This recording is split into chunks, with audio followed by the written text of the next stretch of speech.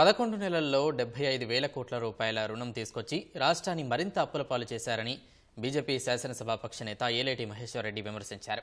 ఎన్నికల ముందు ఇచ్చిన హామీలను నెరవేర్చని కాంగ్రెస్ సర్కార్ ప్రజా విజయోత్సవాలు ఎందుకు నిర్వహిస్తుందో చెప్పాలని ఆయన డిమాండ్ చేశారు. ఇప్పటివరకు అమలు చేసిన హామీలపై శ్వేతపత్రం విడుదల చేసేందుకు సిద్ధంగా ఉన్నారా అంటూ నిలదీశారు. హామీలపై చర్చించేందుకు మీరు ఎక్కడ సభ పెట్టినా వచ్చేందుకు మేము సిద్ధంగా ఉన్నామని స్పష్టం చేశారు.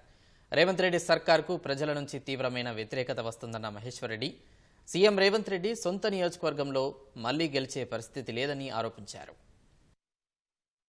11 నెలల్లో 75,000 కోట్ల రూపాయల అప్పు తీసుకొచ్చి ఈ రాష్ట్రాన్ని మరింత అప్పుల పాలు చేసినందుకేనా నీ విజయోత్సవాలు చేసుకుంటున్నది?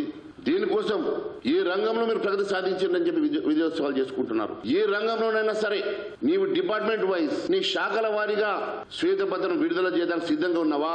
ఏ శాఖలో నువ్వు ఇచ్చినట్టు హామీలు నెరవేర్చినావో ఆ శాఖల పరంగా శ్వేతపత్రం ఇవ్వడానికి సిద్ధంగా ఉన్నావా? లేకుంటే ఓపెన్ డిబేట్ కి మీరు సిద్ధంగా ఉన్నారా?